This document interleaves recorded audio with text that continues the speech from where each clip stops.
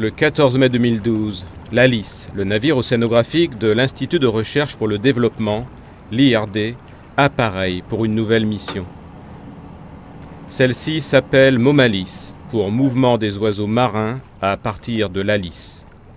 À son bord, 12 membres d'équipage et 5 scientifiques dont l'attention sera tournée pendant plus de 2 semaines autant vers les profondeurs de l'océan que vers le ciel.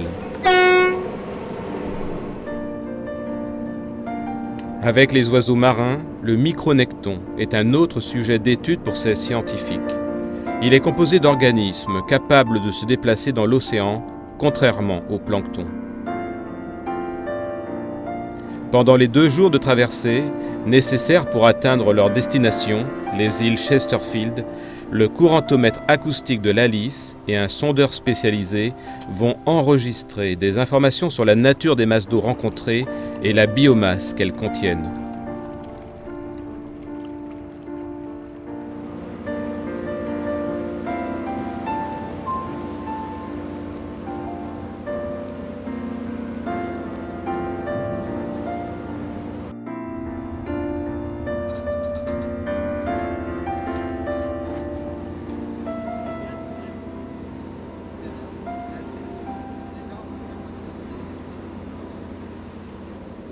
Alors là, j'ai l'île Longue dans mes jumelles. L'intérêt de travailler au Chesterfield, c'est la position géographique des Chesterfield d'une part, au centre de la mer de Corail. On est à mi-chemin entre la Grande Terre et le récif de la Grande Barrière. Alors ce n'est pas des zones complètement vierges de fréquentation humaine. Il n'y a quand même pas grand monde qui passe. Ce qui permet de maintenir certaines espèces, enfin, comme les fous et les frégates sont des espèces fragiles, quoi, qui sont facilement dérangées.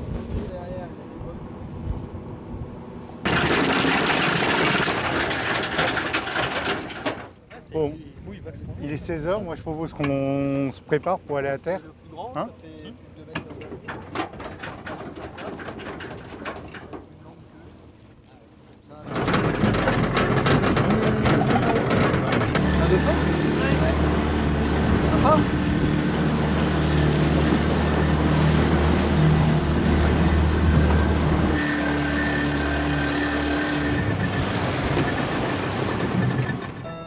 Les îles Chesterfield sont constituées de débris coralliens, de tests de foraminifères, d'une végétation typique, principalement du faux tabac, et de ce que les courants marins apportent, des matières plastiques comme sur la plupart des rivages de la planète. Si ces récifs ont maintes fois causé de tragiques naufrages, les îles Chesterfield sont aussi un lieu où la vie explose à chaque retour du printemps. 13 espèces d'oiseaux marins tropicaux s'y retrouvent et y nidifient. En ce début de période de reproduction, plusieurs milliers de couples de fous à pieds rouges, de fous bruns, de fous masqués et plusieurs centaines de couples de frégates se rassemblent. La plupart d'entre eux ne touchent terre qu'à cette occasion.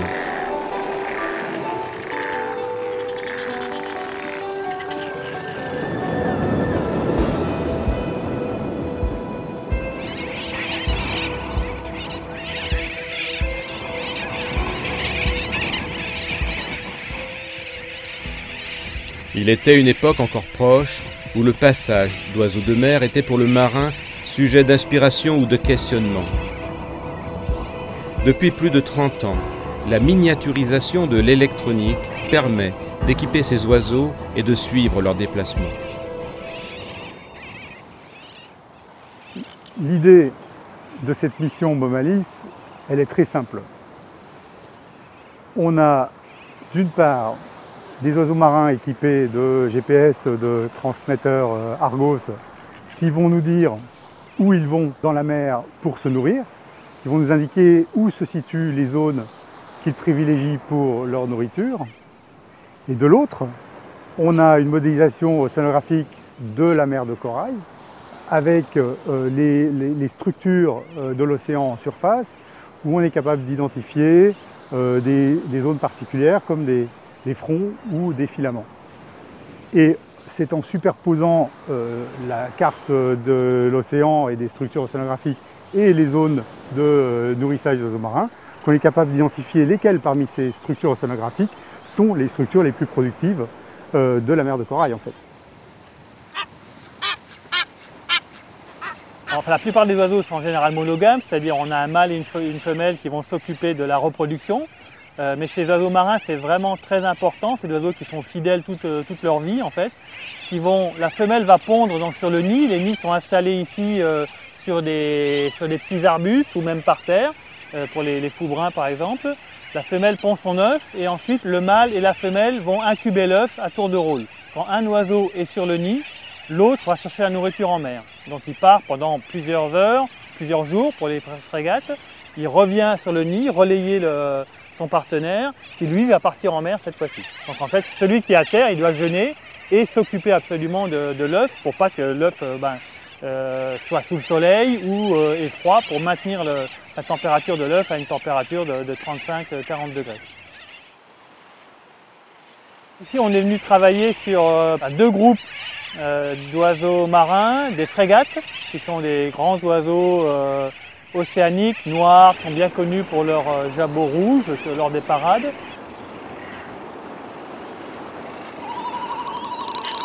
Et c'est des oiseaux qui vont rester en vol en permanence, des oiseaux marins, mais qui vont rester toujours en vol, qui vont capturer les proies à la surface. Donc un comportement bien particulier. Sur les frégates, on a posé des balises Argos miniaturisées qui pèsent 9 grammes. On va laisser les balises sur les oiseaux. Elles sont donc très petites, donc ça ne modifie pas le comportement des animaux. Et on va pouvoir suivre ces animaux pendant plusieurs mois, vraisemblablement entre 3 et 6 mois. Et donc leurs allers-retours entre les îles ici et les zones d'alimentation en mer. Et donc là, c'est un système qui envoie un message au satellite. Et donc les informations sont relayées ensuite par le système Argos au CNES à Toulouse. Et donc nous, on peut suivre en direct les déplacements des animaux en mer. Il y a un mâle en bas, une femelle ensuite au premier plan, et à gauche et à droite de la femelle, au milieu, il y a 2 mâles avec chacun un poussin. Donc celui de gauche, il a la balise, je voyais l'antenne mais là je la vois plus, et à l'arrière c'est un couple qui est en train de parader là. Donc je vais y aller là.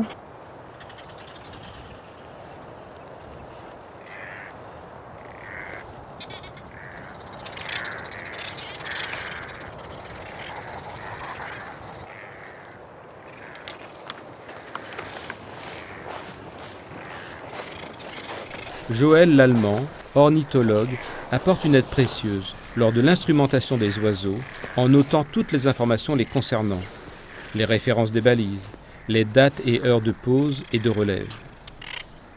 C'est bon. Et voilà, donc là, c'est bon ? C'est bon. Donc là, c'est une femelle. Les petites pattes, les mini-pattes. C'est un oiseau qui est essentiellement aérien, il est en vol en permanence, il a juste besoin des pattes pour s'agripper à des branches, donc en fait les tarses sont extrêmement réduits par rapport à n'importe quel autre oiseau. Tu vois aussi l'énorme queue, qui leur permet d'être extrêmement manœuvrables lorsqu'ils sont en vol pour capturer des proies, pour pirater des fous par exemple. Ils les font cracher en fait la nourriture en vol, en les attaquant, en leur tirant sur l'aile ou sur le dos. Le fou régurgite sa nourriture, c'est un comportement de panique, et la frégate récupère la nourriture en vol. Donc là on va commencer, s'il y a quelques petites plumes irisées, tant pis. Voilà. Et là, donc là un premier groupe de plumes qui est pris par le scotch. Ensuite, donc là la balise est destinée à rester sur l'oiseau entre 6 mois et 1 an, donc il faut que ça soit qu'on l'accroche à un nombre conséquent de plumes du dos. Donc là je reprends une deuxième série de plumes. La balise. Oui, la balise elle pèse 9 grammes, l'oiseau il fait 1 kg, 1,2 kg. C'est des frégates qui font pot, pot, pot, pot, pot. Et voilà. Ok. Là c'est la femelle qui cherche à revenir au nid, donc Vite, après avoir mis un peu de colle, on sèche et on la relâche tout de suite, comme ça. Le temps de cette mission, 6 frégates du Pacifique et 2 frégates Ariel seront équipées de balises Argos. Ces données permettront de lever le mystère sur le quotidien de ces frégates qui partent prospecter des espaces de l'océan, tels des pêcheurs hauturiers. Leur survie et celle de leurs petits dépend de leur réussite dans la recherche de nourriture. Le deuxième groupe, c'est les fous. Donc là, on a travaillé sur 2 espèces de fous, le fou à pied rouge et le fou brun, qui, elles, sont des espèces donc, également de haute mer, mais qui, elles, vont plonger pour capturer leur proie. Le deuxième système qu'on utilise, c'est des GPS miniaturisés, qu'on pose cette fois-ci sur les fous, qui sont donc plus précis, avec une fréquence d'échantillonnage plus rapide, mais il faut récupérer l'appareil. Et donc là, on le pose sur les fous et on laisse l'oiseau partir en mer pendant plusieurs heures pour les fous bruns, plusieurs jours pour les fous à pied rouge. Donc on va essayer de capturer. C'est une femelle, une bonne grosse femelle, avec une voix rauque, alors que l'autre il avait une voix très aiguë. Et voilà. Voilà ma belle. Allez, on va t'équiper et puis on va te relâcher sur ton nid. En route. Donc là on a une femelle. Donc c'est le FPR 21, c'est ça. Alors je vais lui mesurer le bec. Alors longueur du bec, longueur 84, donc c'est un bec qui est assez long.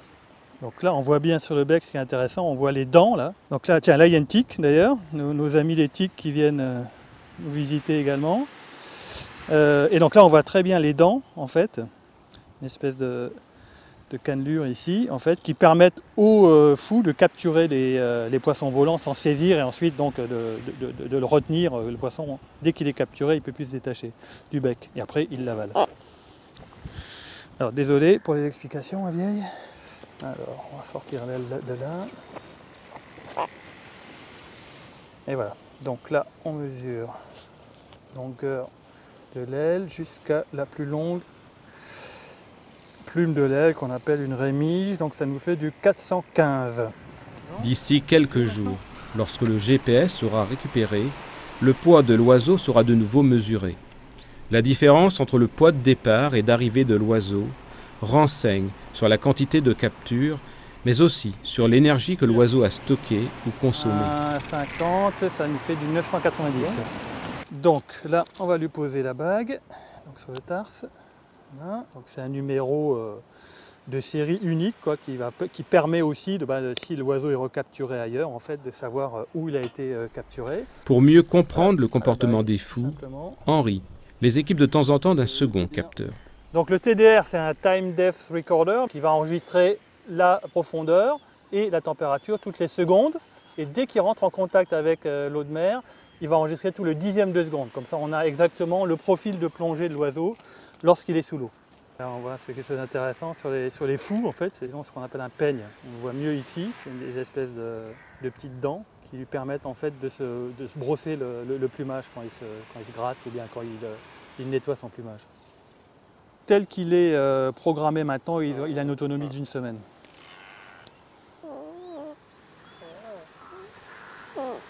Elle se pâme, donc je passe le scotch en dessous.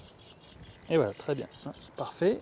Voilà, alors, et on lui mettra comme tache de peinture, on va continuer avec le rouge, oui.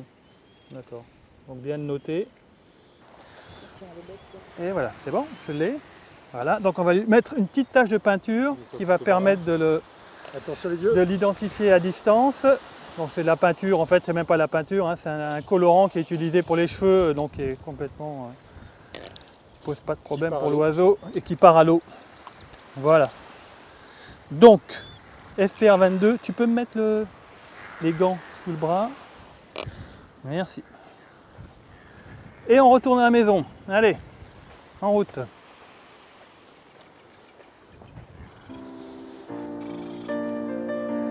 Allez, je te remets dans ton nid. Vas-y. Allez, accroche-toi. Accroche-toi aux branches. Voilà, c'est bien. Tu te calmes. Regarde ton nid là. Regarde ton nid. Regarde comme t'es bien là.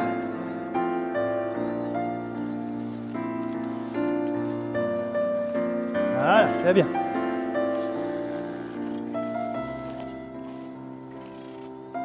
Super, elle est retournée direct sur le nid là. Et lorsque l'oiseau revient, on recapture l'oiseau, on récupère le GPS et on va vider les mémoires de l'appareil sur un ordinateur portable et récupérer les informations. Donc deux systèmes complètement différents. Et voilà, c'est bon. Le GPS. Sous le stress de la capture, souvent les oiseaux régurgitent leurs proies qui sont alors collectées et seront remises à Philippe pour analyse ultérieure. Parfois, des surprises de taille attendent les scientifiques.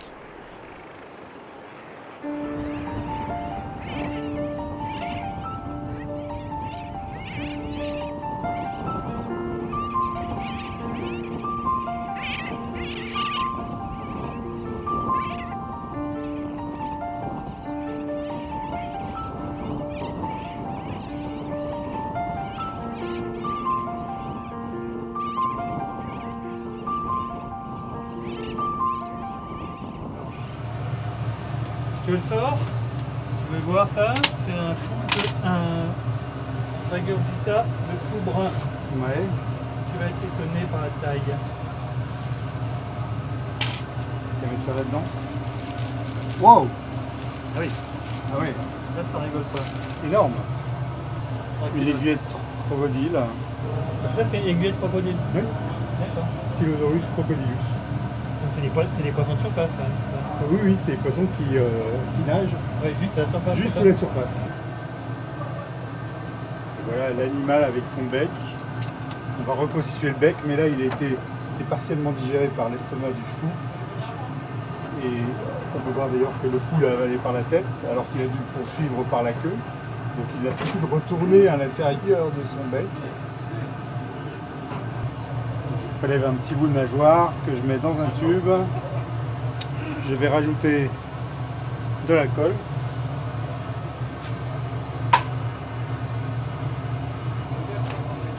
Rajouter un petit bout d'étiquette. L'analyse génétique des proies des oiseaux marins permettra de préciser leur régime alimentaire et de connaître en partie de quelles ressources leur survie dépend.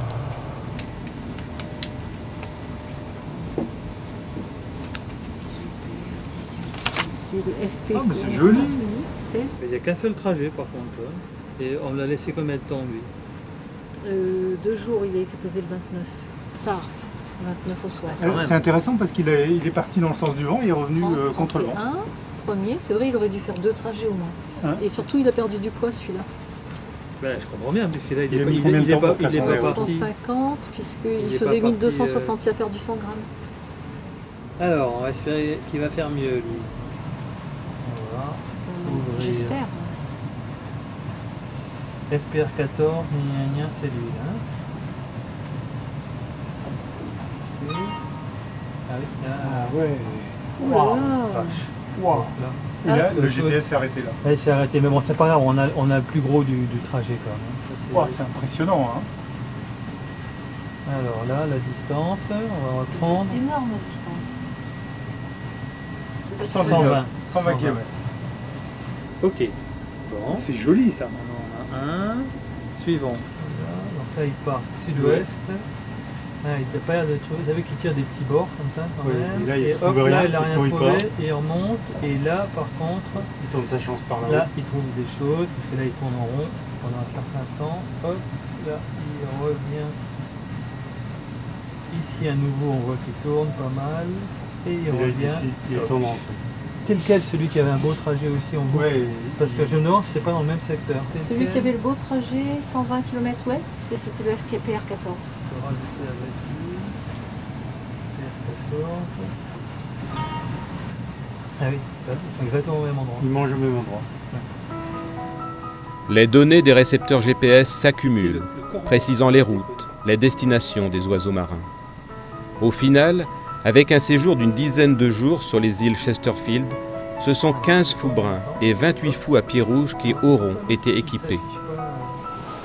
Les oiseaux marins vont se nourrir dans des espaces bien définis de la mer de corail, là où se concentrent leurs sources de nourriture. Mais comment expliquer ces concentrations ? Philippe Borsa et Christophe Menkes, océanographes physiciens, repartent pour une nouvelle radiale au large des îles. C'est toujours le même problème quand les satellites nous donnent une couverture spatiale très dense, très utile, hein, qui permet de voir des choses à petite échelle, mais ça n'est que la surface. C'est bien le problème et c'est pour ça que les océanographes continuent de faire des mesures en bateau, des mouillages pour accéder à la structure verticale. Et donc l'intérêt de la mission était d'avoir des cartes satellites pour avoir l'environnement grande échelle du niveau de la mer, des fronts en température en particulier, mais aussi d'aller échantillonner sur place pour connaître sous ces fronts de température ou sous ces dénivelés de hauteur de la mer, quelle était la structure verticale de la densité, des courants et de la biomasse de micronectons sur lesquels les oiseaux marins se nourrissent. Source de nourriture pour les oiseaux comme pour les thons, le micronecton est composé de petits poissons, de crevettes ou de céphalopodes, dont la taille se situe entre 2 et 20 cm. Un programme de recherche dirigé par le secrétariat général de la communauté du Pacifique et l'IRD a initié les campagnes à la mer Nectalis pour mieux connaître la chaîne alimentaire de l'écosystème pélagique dont le micronecton fait partie. Donc ici on était dans le bassin des Chesterfield avec une profondeur d'environ 30-40 mètres et là on passe la passe avec une profondeur très réduite, hein, il y avait 10 mètres et là on quitte les Chesterfield et on voit le tombant qui est extrêmement brutal, hein, jusqu'à 250 mètres environ. Donc là on est en train d'acquérir les données ici avec un fond de 250 mètres alors qu'on quitte les Chesterfield. Ce qu'on voit c'est ces 3 panaches ici qui sont des détections d'organismes micronectoniques probablement et qui se situent au-dessus d'une concentration particulière là, qui est assujettie au fond, on le voit, à quelques, si je calcule, 20 mètres au-dessus du fond.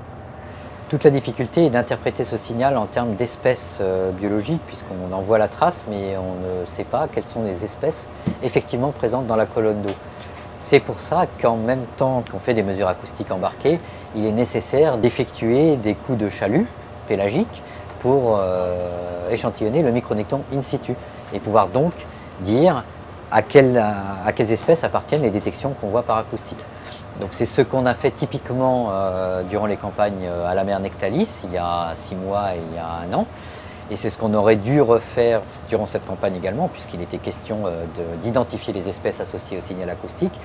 Le problème qu'on a eu et qui était assez fréquent sur les bateaux, en particulier sur la liste dans le Pacifique Sud, c'est que les conditions météorologiques ne nous ont pas permis de faire des coups de chalut à micronecton, puisqu'on a eu très souvent des vents supérieurs à 25-30 nœuds.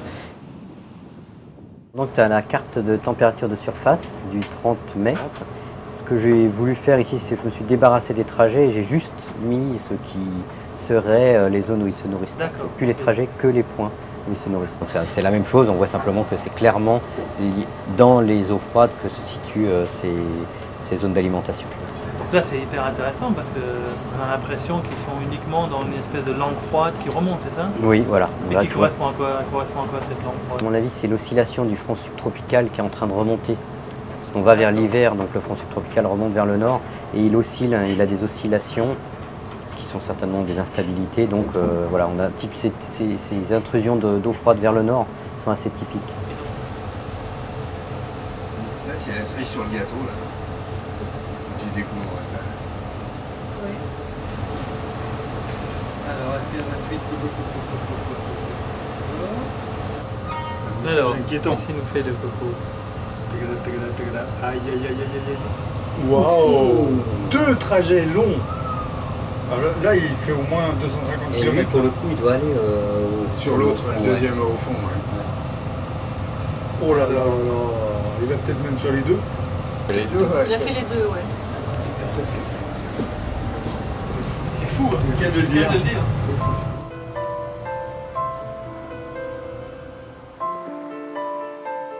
Ces îles sont des oasis pour ces oiseaux marins qui y trouvent les conditions adéquates pour se reproduire en nombre.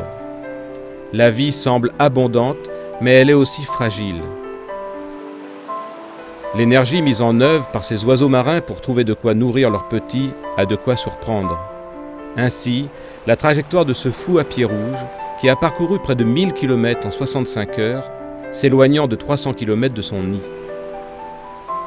La raréfaction des poissons, le développement des activités humaines et les changements climatiques impactent sur ces oiseaux qui ont besoin de territoires peu fréquentés pour se reproduire.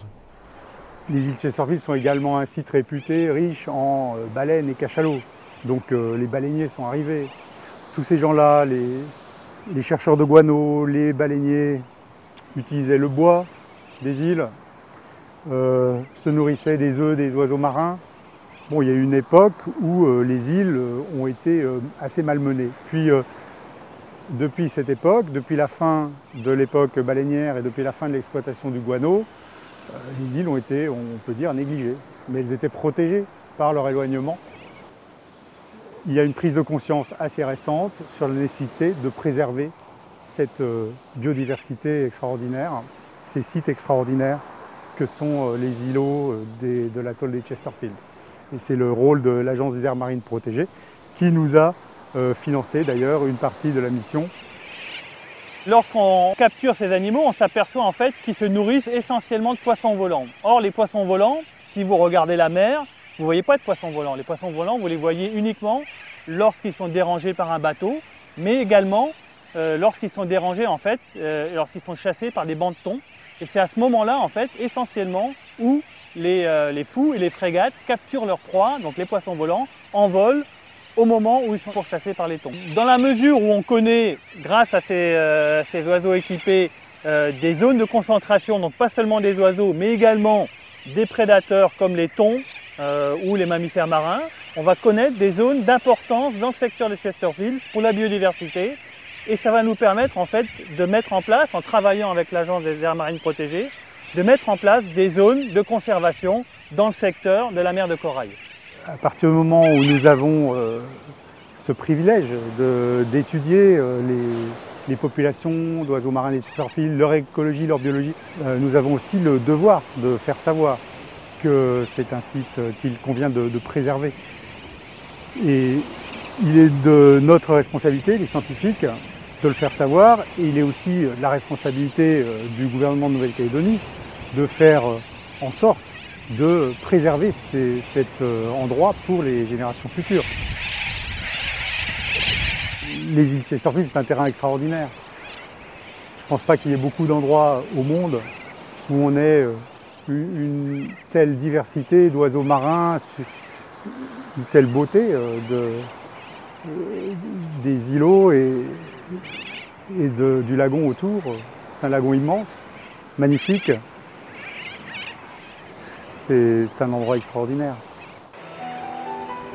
Les résultats de cette mission contribuent, par la connaissance qu'ils apportent, à mieux respecter en conscience ces oiseaux marins. Ils ont développé des talents exceptionnels pour exploiter un habitat océanique dont les ressources semblent difficiles à localiser. Cette animation illustre le trajet de 2 frégates du Pacifique. En moins de 20 jours, ces 2 mâles, en fin de période d'élevage du poussin, vont parcourir plus de 4000 km. Un trajet formant 2 boucles parallèles passant par le sud de la Papouasie-Nouvelle-Guinée et des îles Salomon. Avant de revenir, se poser sur une des îles Chesterfield pour retrouver leurs partenaires et leurs poussins. Au cœur de la mer de corail, les îles Chesterfield, l'archipel aux oiseaux marins, un patrimoine naturel de l'humanité. Leur exploration ne fait que commencer avec l'aide des oiseaux.